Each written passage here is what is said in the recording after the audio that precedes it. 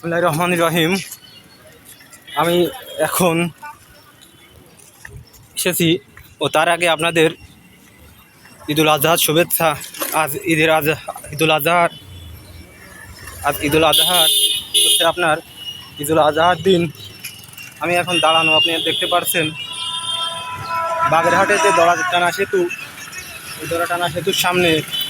তো আমি পরিকল্পনা করছি যে আমি এই দড়াটানা ব্রিজ নিয়ে আজ একটি ভিডিও তৈরি করব। অন্য কোনো সময়ও করলে পারতাম, তো এখন চিন্তা করলাম ঈদের সময়, ঈদুল আজহা বা ঈদুল ফিতরের সময় বিকেলবেলায় এই যে দড়াটানা ব্রিজের উপর বন্ধু বান্ধব নিয়ে, প্রেমিক প্রেমিকা, ভাই বোন সহ অন্যান্য যারা আছে সবাই সমবয়সী ইয়াং জেনারেশন যারা আছেন, জেনজি থেকে শুরু করে অন্যান্য যারা আছেন, তারা এখানে বেড়াতে আসেন। তো আমি চিন্তা করছি যে আজকে যদি ব্লগটি করি বা ভিডিওটি আজকে ধারণ করি, তাহলে ভিডিওটি অবশ্যই প্রাণবন্ত হবে। তো থাকুন সবাই আমার সাথে, আমি চেষ্টা করব ইন্টারেস্টিং কিছু দেখানোর জন্য। বাগেরহাটের দড়াটানা সেতু একটি ইন্টারেস্টিং জায়গা। বাগেরহাট শহরের ভিতর, বাগেরহাট শহরে অনেকেই প্রায় সবাই এখানে ঘুরতে আসেন, কেউ না আসা না, এখানে সবাই কম বেশি ঘুরতে আসেন। তো মেহরবানি করে ব্লগটি দেখতে থাকুন। তো আমি ব্রিজের নিচে গিয়ে ব্লগটি শেষ করার ইচ্ছা আছে ইনশাল্লাহ। যে আমি ব্রিজের বাগেরহাট শহর প্রান্তে আছি, তো শহর প্রান্তে যে নিচে একটি জায়গা আছে, ওই জায়গায় গিয়ে আমি ব্লগটি শেষ করব। তো আমি এই যে আপনার টোলঘরটি 2 থেকে 3 বছর আগে করা বা 3 বছর আগে করা সেই টোল বক্স এইটা। তো খুব সুন্দর দৃষ্টিনন্দন টোল বক্স। দেখেন বাগেরহাট শহরের একটি আইকন হয়ে দাঁড়িয়েছে এই টোল বক্সটি। দেখেন কত সুন্দর টোল বক্স। তো এরকম আগে ছিল না। তো আমার ইচ্ছা আছে যে আপনার ব্লগটি এই ব্রিজের বাগেরহাট শহরের প্রান্তের নিচে দিক গিয়ে শেষ করব। তো চলুন আমরা ভিতর থেকে যাইতে থাকি, সাইড করে যাই, যেহেতু এখানে টোল আদায় হচ্ছে। তো দেখুন টোল বক্সটি পার হয়ে আসলাম, ওইখানে পুলিশেরা বসা। এটা দড়াটানা নদী, বাংলাদেশ পানি উন্নয়ন বোর্ডের সাইনবোর্ড দেখা যাচ্ছে, এখানে পরিষ্কার করে দেওয়া উচিত। তো হয়তো কেউ পরিষ্কার করেনি। তো আমি আপনাদের চেষ্টা করব যে সাধারণ ব্লগটি যাতে একটি ইন্টারেস্টিং ব্লগ হয়ে ওঠে, তো সে ব্যাপারে আমি যথাযথ চেষ্টা করব। তো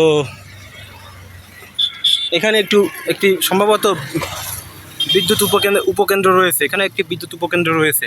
ওই যে দেখা যাচ্ছে, হয়তো দেখতে পাচ্ছেন কি না, হ্যাঁ দেখা যাচ্ছে ভিডিওতে। সেই বিদ্যুতের লাইন, গ্রিড লাইনগুলো এখান থেকে গিয়েছে, এখান থেকে সেই লাইনগুলো গিয়েছে। তো আমি ব্রিজের উপরে উঠতেছি, সবাই আমার সাথে থাকুন।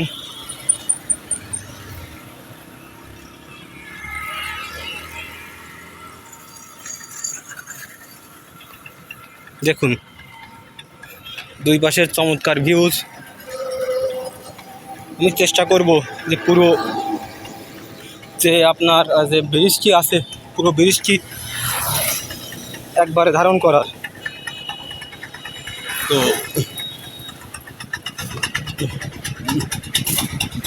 পুরো ব্রিজটি একবারে ধারণ করার চেষ্টা করছি।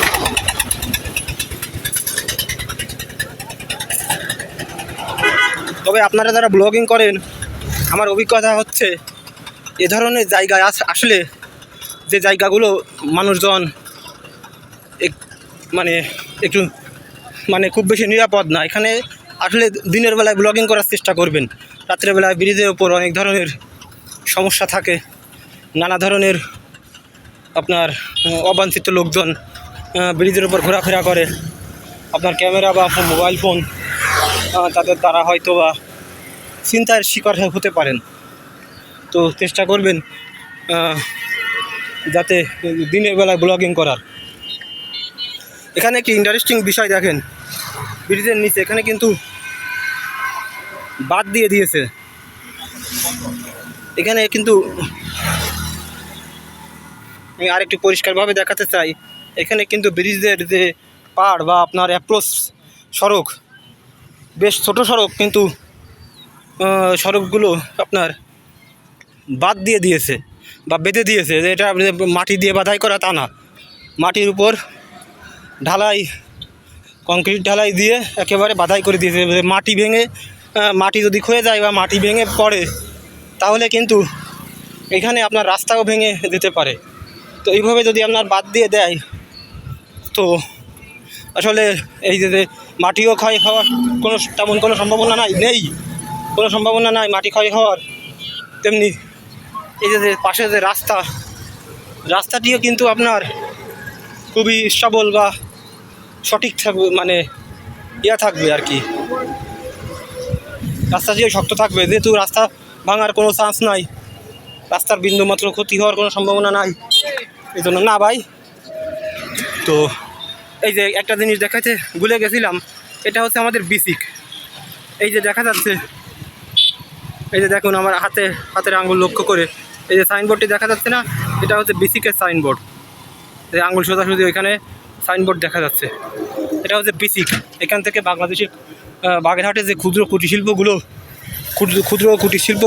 হয়তো বৃহৎ শিল্প নেই বললেই চলে, কিন্তু ক্ষুদ্র শিল্পগুলো এখান থেকে মালামাল উৎপাদন করে।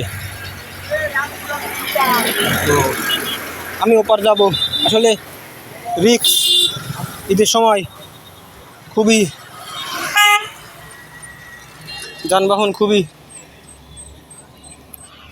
কঠোরভাবে চলাচল করে, তো রিক্স। তো ছোটোবেলায় এখানে এই ব্রিজের উপর এসে খুব ছবি তুলতাম।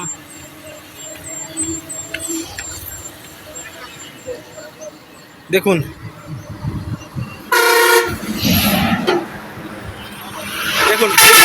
এই পাশে আসার একটি কারণ রয়েছে, কারণ হচ্ছে বাগেরহাটে খুবই কম সংখ্যক খ্রিস্টান বসবাস করে, খ্রিস্টান সম্প্রদায়ের মানুষ। আমরা যেমন মুসলিম, এরকম হিন্দু আছে, বাংলাদেশে বৌদ্ধ আছে, খ্রিস্টান আছে।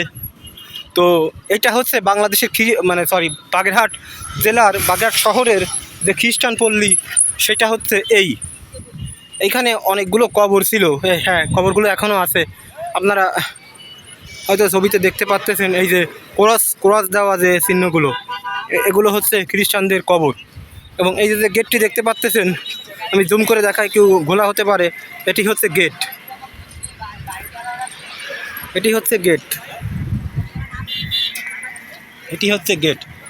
গেট হচ্ছে খ্রিস্টান পল্লীর গেট। তো এখানে এটা দেখানোর বিষয় ছিল। তো আমার ইচ্ছা আছে যে বাগেরহাট শহরকে নিয়ে আমি ব্লগিং করব এবং বাগেরহাটের পুরো শহরটি চেষ্টা করব একই ব্লগে আনার।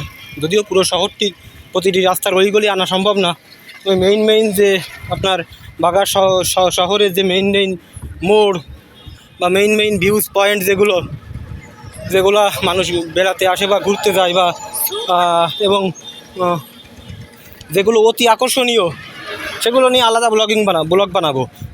যেমন এই বাগেরহাট শহরের ব্রিজটি, এটিকে নিয়ে একটি আলাদা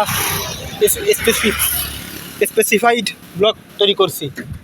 তো এরকম চেষ্টা করব যে বাগেরহাট শহরকে নিয়ে এই ভিডিও তৈরি করার। তো আমি একটু ওপার যাইতে চাই, গাড়ির খুব চাপ। তো ওপার যাওয়ার এপার আসার আবার একটি কারণ আছে। আমি ওপার গেছিলাম, আবার এপার চলে আসলাম যেখান থেকে ব্লগিং শুরু করছিলাম। তো ইদানিং কেন জানি ইদানিং কয়েকটা ঈদ দেখতেছি, আগে আমরা ছোটোবেলায় আসতাম এরকম সময়, মানে ব্রিজে লোকই ধরতো না, কিন্তু এখন ব্রিজে কোনো মানে তেমন কাউকে দেখা যাচ্ছে না। এই 2-3-4 বছর আমি খেয়াল করতেছি।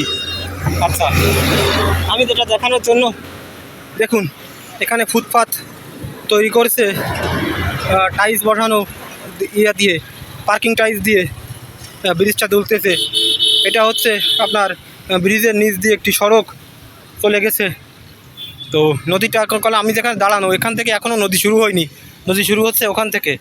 যদিও নদীটা আগে অনেক বড় ছিল, এখন নদীটা ছোট হয়ে গেছে।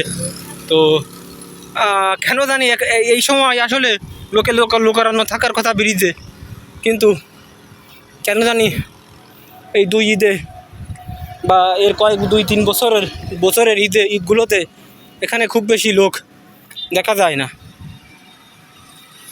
তো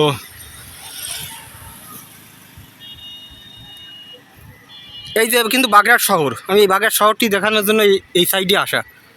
তো আপনাদের জন্য অনেক রিস্ক নিয়ে ভিডিও তৈরি করি, অনেক ভয় থাকে। ভিডিও তৈরি করতে গেলে একা একা ঘুরতে হয়, একা একা অনেক জায়গায় যেতে হয়। তো যেটা আসলে রিস্ক, অনেক সময় বিপদ হইলে কিছু করার নাই। দেখুন রিস্ক নিয়ে আমি মোবাইলটা আবার বাইরে ধরলাম। দেখুন ওটা হচ্ছে আপনার লঞ্চ বোটিং ঘাট। দেখুন ওই যে আপনার বাগেরহাট শহর, এখান থেকে দুই একটা বিল্ডিং এখান থেকে দেখা যায়। তো তো ওই যে বিল্ডিংগুলা দেখা যাচ্ছে, ছোটোবেলায় দেখতাম বিল্ডিংগুলো আরও স্পষ্ট দেখা যাইতো, কিন্তু এখন হয়তো গাছপালা বড় হয়ে যাওয়ার কারণে অথবা বিভিন্ন কারণ হতে পারে এগুলো বর্তমানে দেখা যায় না। দেখুন এই যে ভিউজটা দেখা যাচ্ছে সম্পূর্ণ বাগেরহাট শহরের ভিউজ।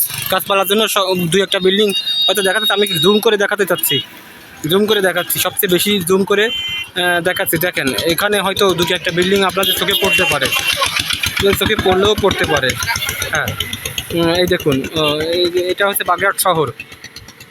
আমাদের বাগেরহাট শহরটি অত্যন্ত ঐতিহ্যবাহী এবং পর্যটন শিল্পে অত্যন্ত মানে উচ্চমানের। বাংলাদেশের মধ্যে যে আমি মনে করি যে কক্সবাজার এবং সুন্দরবনের পরে বাংলাদেশে এই যে 60 গম্বুজ এবং 60 গম্বুজ এই যে খানজান আলীর স্থাপনাগুলো, এগুলো দেখতে মানুষ অত্যন্ত বেশি ভিড় করে। তো এর মধ্যে হয়তো খানজান আলী এই যে বাগেরহাটই অন্যতম। তো আমাদের এই বাগেরহাট ধর্মে কর্মেও বাংলাদেশের অনেক জেলার চেয়েও শীর্ষে রয়েছে। যে আমরা ধর্মকর্ম হযরত খানজান আলী রহমতুল্লাহি আলাইহি আনহু এর পূর্ণভূমি, এবং হিন্দুদেরও কয়েকটা বিখ্যাত এবং আপনার কি বলে যে আপনার যে ওরা যে ইয়া করে ওদের যে ধর্মীয় যে উৎসবগুলা বা আপনার উৎসব তো বটেই, কিন্তু ওনাদের যে ধর্মীয় যে আপনার জায়গায় ওরা মানে আমরা যেমন হজ করতে যাই, ওদেরও এরকম জায়গা আছে যেখানে ওরা পুণ্য লাভ করতে যায়। এরকম দু একটি স্থান আছে সুন্দরবনের ভিতর, এবং বাগেরহাট শহরের আপনার লোকালেও আপনার এরকম কয়েকটি স্থান আছে। যারা হিন্দু ধর্মের লোক তারা ভালো বলতে পারতেন, আমি তো ভালো বলতে পারতেছি না। তো এখানে ড্রেজিং দেখা যাচ্ছে, এবং এই দেখেন এগুলো কিন্তু সিলেকশন বালি বা আপনার পাথর দেখা যাচ্ছে। আচ্ছা এই যে পাশে কিন্তু আপনার ব্লক। আমি আশা করেছিলাম যে এখানে খুবই অল্প সংখ্যক লোকজন দেখা যাচ্ছে, কিন্তু অনেক বেশি থাকার কথা ছিল, এখন হয়তো নাই। আমি আসার পথে ওই সাইড থেকে আসবো এবং আপনাদের ভিডিওটি আরও সুন্দরভাবে করে দেখাবো। তো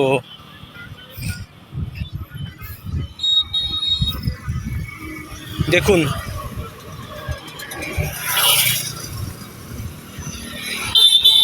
এই হচ্ছে ব্লক ইট দিয়ে বর্তমানে বিল্ডিং করা হয়। বর্তমানে গাঁথনি করতে এই ব্লক ইটগুলোর চাহিদা অনেক বেশি। তো আসলে আমাদের একটা বিষয় না বললেও পারতেছি না। আমি তো আবার ওই যেটা মুখের উপর আসে সেটা বলেই দিই, সেটা মুখের ভিতর রেখে দিই, কথা বলি না। এই যে আপনার যে ইয়াগুলো দেখতেছেন, যে আপনার এই লাইটগুলোর এই তার দেখা যাচ্ছে, এই তারগুলা কিন্তু আপনার নিচে যে আমি হাঁটতেছি, এই যে যে নিচের যে ড্রেনটা, ওই ড্রেনের ওপর ভিতর থেকে দেওয়া ছিল, বুঝছেন?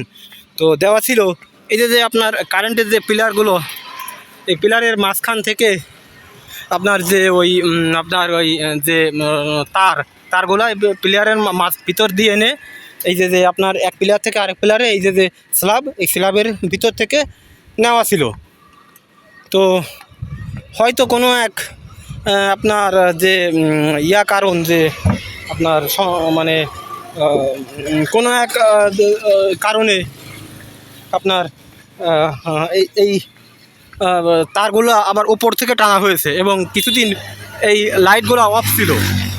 তো কোথাও কোথাও শোনা যায় কি না যে কোনো এক রহস্যজনক কারণে আবার তারগুলো উপর থেকে টানা হয়। আমার ধারণা অনেক জায়গায় শোনা যায় যে তারগুলো চুরি হয়। তো সেরকম হয়তো কি না আমি নিশ্চিত করে বলতে পারি না, কিন্তু এই তারগুলো হয়তো সেরকমই কিছু হয়েছে। এখন সেই তারগুলো ভিতর থেকে নিচ থেকে দেওয়া টানা ছিল, সেগুলো এখন উপর থেকে টানা হয়েছে। রহস্য সম্ভবত এটাই, হয়তো মানে এই ব্রিজ কর্তৃপক্ষ বা এ ধরনের কেউ জেনে থাকলে হয়তো তারা জানবেন। আমার কথায় কোনো ভুল হইলে মাফ করবেন। আমি যেটা আমার কাছে মনে হলো সেটাই বললাম। তো এটা হওয়া আমরা জানি যে মাওয়া যে আপনার মাওয়া যে আপনার মাওয়া না, এটা আপনার ফরিদপুরে ভাঙা গোল চত্বর, ওইখানে কিন্তু তার চুরি হয়েছে। এটা কিন্তু আপনার নিউজে আসছে। তো ভাঙা গোল চত্বরের মতো জায়গায় যদি এ ধরনের ঘটনা ঘটে, আমাদের এখানেও ঘটতে কোনো সময় লাগার কথা না, হতেই পারে আবার নাও হতে পারে। তো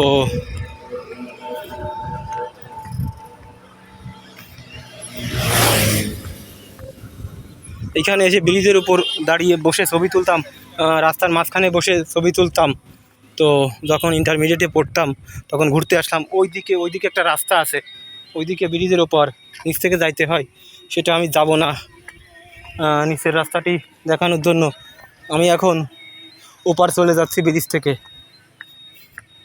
নিচে একটি বাজার রয়েছে, তো বাজারটি দেখানোর কিছু নাই, ওই একই রকম। তো আমি আবার ব্যাক করতেছি।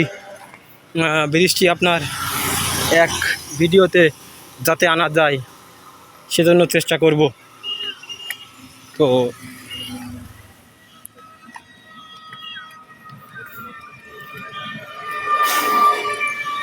এখানে আমি বলছিলাম যে নিচে ব্রিজের নিচে গিয়ে আপনার ব্লগিং শেষ করব।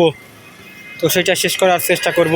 আসলে সন্ধ্যা হয়ে গেছে এখানে। আসলে আমার মনে হয় যে ঘুরতে আসার বিষয়টা সেইটা তেমন কেউ আসেনি এইখানে। আমার ধারণা 1 থেকে 1,500 লোক এই ব্রিজের উপর থাকতো। আমরা যখন 4-5 বছর আগেও আমরা ঘুরতে আসতাম। এখন তো ঘোরার সময়টা এখন আর নাই, তেমন সময় করে উঠতে পারি না। যখন আসতাম তখন দেখতাম যে এখানে লোকারণ্য, এরকম হেঁটে ব্লগিং করা আমার জন্য সত্যিই দুষ্কর হতো, সত্যিই অনেকটা দুষ্কর হতো। আমি হয়তো এইভাবে আপনার এত সুন্দরভাবে বা এত মানে গুছিয়ে কথা বলতে বা এত সব সময় সব জায়গায় সব কথা বলা যায় না। তো এটা আমি হয়তো ঠিকভাবে বলতেও পারতাম না যদি এখানে লোকজন বেশি থাকতো। তো এই জন্য ব্লগিং একেবারে অনেক লোক থাকলে ব্লগিং করা ওটা বাধা লাগে কেমন একটা। তো আমি ব্রিজ থেকে বেরিয়ে যাচ্ছি। তো এগুলো দেখুন পার্কিং টাইস সম্ভবত। এখানেও আপনার ব্লগিং ইট ছিল, ওই আপনার ওই যে ব্লক ইটগুলো এখানেও ছিল। তো এখান থেকে হয়তো সরিয়ে নেওয়া হয়েছে সুবিধা মতো। তো একটা বিষয়, ওই যে আমি ওইখানে দেখাইতে ভুলে গেছি, ওই যে বিল্ডিংগুলো দেখা যাচ্ছে, একটু জুম করে দেখাই তাহলে বুঝতে পারবেন। ওইটা কিন্তু ওইখানে 2টা প্রতিষ্ঠান আছে। বাংলাদেশের একমাত্র চিংড়ি গবেষণা কেন্দ্র, আপনার বাগদা এবং গলদা চিংড়ি গবেষণা কেন্দ্র বা চিংড়ি গবেষণা কেন্দ্র, বাগদা গলদা চিংড়ি বলে কথা না, বাংলাদেশের একমাত্র চিংড়ি গবেষণা কেন্দ্র এখানে অবস্থিত এই বাগেরহাট শহরে, এবং শহরের পাশেই উপকণ্ঠে এই ব্রিজের অপর পাশে, বাগেরহাট শহর থেকে ব্রিজ পার হয়ে এই ডান পাশে এই বাগেরহাট চিংড়ি গবেষণা কেন্দ্রের অবস্থান। এবং সেই সাথে একটি মেরিন একাডেমিও রয়েছে, মেরিন একাডেমি, যেখান থেকে আপনার বাংলাদেশে যে দেশ সেবা করার জন্য অনেক ছাত্রছাত্রী এখান থেকে মেরিন ইঞ্জিনিয়ার হয়ে বেরিয়ে যায়। এবং সেটি হচ্ছে ওই একই জায়গায় আর কি, পরপর প্রথমে চিংড়ি গবেষণা কেন্দ্র, তারপর মেরিন একাডেমি। তো এখানে স্থানীয় ছাত্ররাও নানা রকম স্বল্পমেয়াদী কম্পিউটারের উপর এবং বিভিন্ন বিষয়ের উপর কোর্স করতে পারে এই মেরিন একাডেমিতে। তো এবং মাছের উপর এবং বিভিন্ন বিষয়ের উপর এখানে ট্রেনিং করানো হয়। আসলে চিংড়ি মাছের যে আপনার পন্স হয় বা আপনার চিংড়ি মাছ কেন আপনার দ্রুত মরে যায়, এই জন্য এখানে গবেষণা করার জন্য এই মেরিন একাডেমিটি আপনার বানানো হয়েছে, এই চিংড়ি গবেষণা কেন্দ্রটি বানানো হয়েছে। তো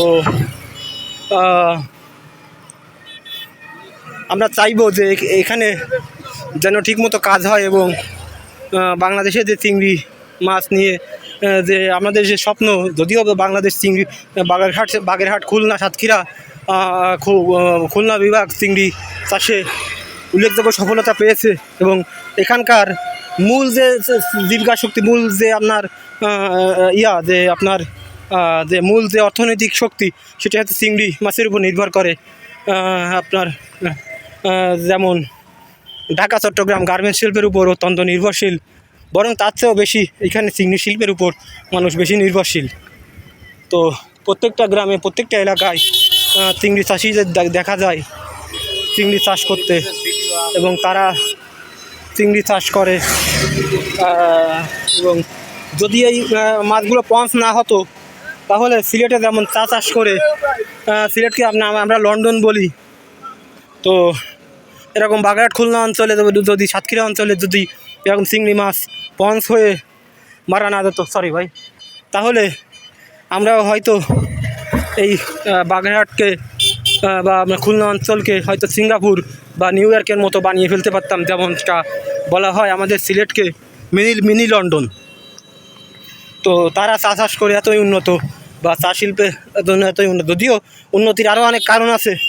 তো সিলেটকে কিন্তু মিনি লন্ডন বলা হয়। আমার ইচ্ছা আছে সিলেটেও আমি যাব, সিলেটের যে ভিউ পয়েন্টগুলো আছে, যে আপনার ঘোরার যে স্থানগুলো আছে, সেগুলো আমি ব্লগিং করে আপনাদেরকে দেখাবো। তো আমি ব্রিজটি অপর পাশ থেকে পার হয়ে আসতেছি। আমি এখন এখান থেকে একটু নিচে যাব, নিচে গিয়ে ওইখানে তখন ইন্টারমিডিয়েট পড়তাম বা কলেজে পড়তাম। তো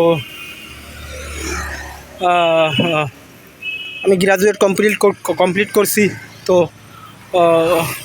ওই সময় যখন কলেজে পড়তাম, তো তখন এই ব্রিজের নিচে এসে বন্ধুবান্ধবদের নিয়ে এসে ব্রিজের নিচে আড্ডা দিতাম।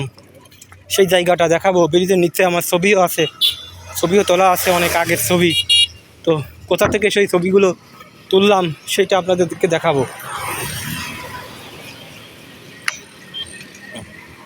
তো ভিডিওটি অনেক লম্বা হয়ে গেছে, আমার মনে হয় যে আধ ঘন্টার বেশি আপনার ছাড়িয়ে যাবে ভিডিওটি। তো আমি চাই যে আপনাদের কোনো ধরনের যে আপনার যে নস্টালজিয়া বা যে মানে ব্লগিংয়ের যে আপনার যে আনন্দটা, এটা থেকে আমি বঞ্চিত করতে চাই না। আমি সম্পূর্ণ ব্লগিংটি আপনাদের বিরতিহীনভাবে করে দেখাতে চাচ্ছি। তো সেজন্যই আমার এত কষ্ট, তা না হলে কাটা করলে কোনো সমস্যা ছিল না। আসলে একটু অন্ধকার হয়ে গেছে, কারণ সন্ধ্যা সমাগত। আমিও 5-7 মিনিটের ভিতর ইনশাআল্লাহ চেষ্টা করব ব্লগিং শেষ করে দেওয়ার জন্য। শুধু ওই নিচের ওই জায়গাটি দেখিয়ে।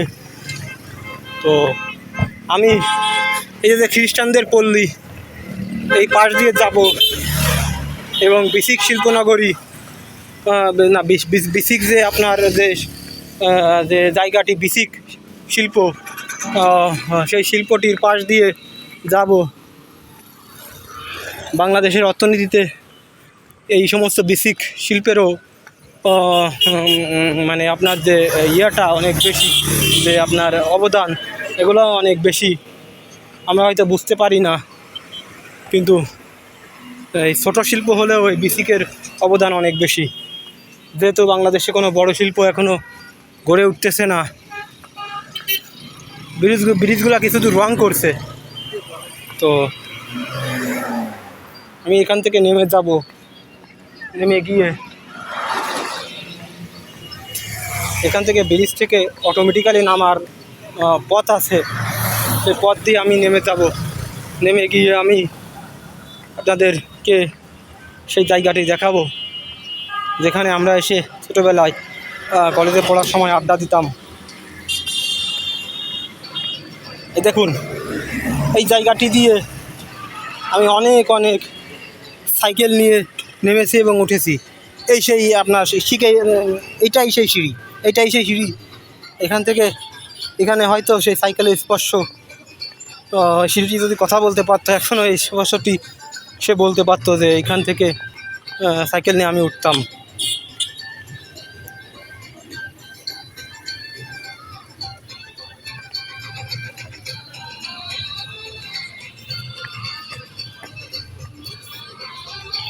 তো এখান থেকে বাইপাস হয়ে যাচ্ছি। ও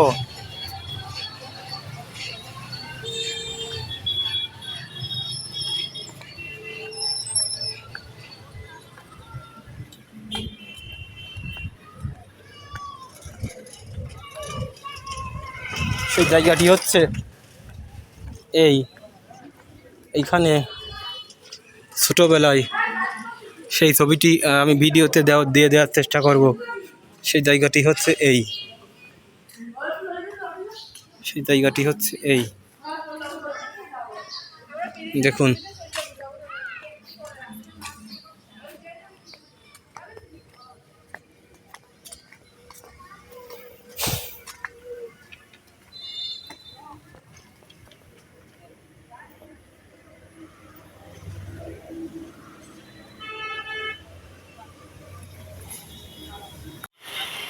তো সেই আমাদের যে খ্রিস্টান পল্লী এটি হচ্ছে সেই খ্রিস্টান পল্লী। এখান থেকে দেখা যাচ্ছে ছোটোবেলায় এই যে ক্রসগুলো এগুলো দেখে তাকিয়ে থাকতাম। এখান থেকে আমার খালাবাড়ি যাওয়া যায় ব্রিজের ওপর থেকে। আমি এখন ব্রিজের নিচে অবস্থান করছি। তো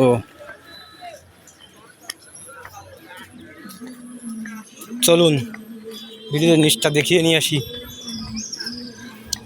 ব্রিজের নিচটা দেখিয়ে নিয়ে হয়তো একটি বাগের শহরের ভিতর পড়ে ব্রিজের নিচ, তারপরও এখানে হয়তো আসা হবে কি না জায়গাটি হয়তো বেহুদা মার পড়ে যাবে। তো আসলে ব্রিজে কোনো লোক নাই। আগে যে লোক করানো থাকতো সেই জৌলস এখন আর নাই। আসলে প্রত্যেকটা জিনিসের উত্থান পতন আছে, উন্নয়ন অবনয়ন আছে।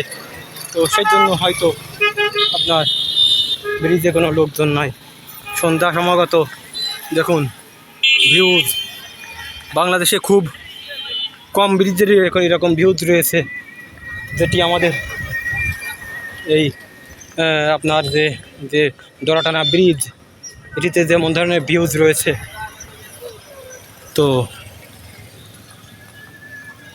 এই হচ্ছে সেই ভিউজ পয়েন্ট। তো এই দেখুন,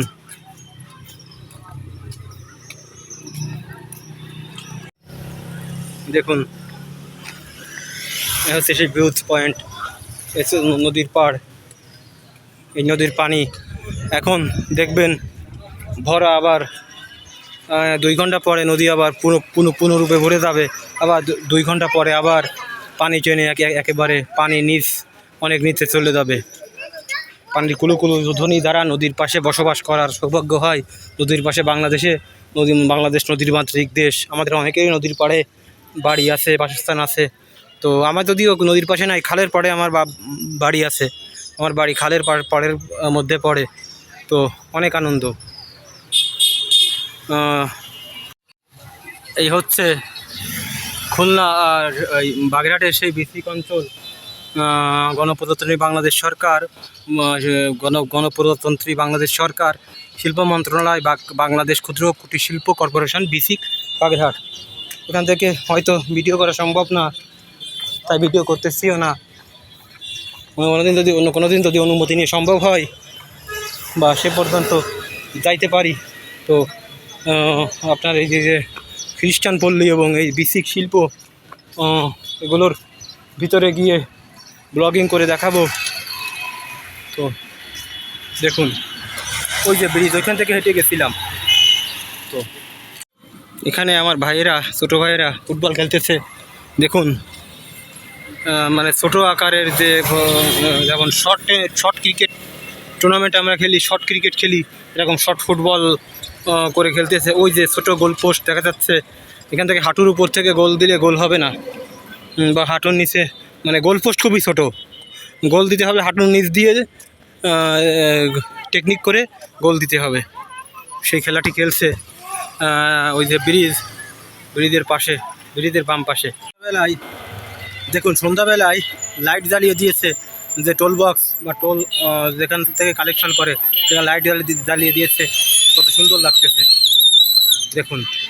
এদিকে বাগেরহাট শহর এবং বাগেরহাট বাস স্ট্যান্ড, এদিকে দেখা যাচ্ছে বাগেরহাট বাস স্ট্যান্ড এবং ডান পাশেই বাগেরহাট শহর। এবং এটাকে যেখানে দাঁড়িয়ে আছি এটাও বাগেরহাট শহরের ভিতর। গাড়ি পাস হচ্ছে ঈদের দিন বিকালবেলায়। যে আপনার দড়াটানা নদীর নিচ থেকে ব্লগিংটি শেষ করছি। দয়া করে সাবস্ক্রাইব করবেন, লাইক কমেন্ট শেয়ার করে পাশে থাকবেন এবং এরকম আরও যাতে অনেক ভিডিও বানাতে পারি সেজন্য আমাকে সহযোগিতা করবেন। ধন্যবাদ।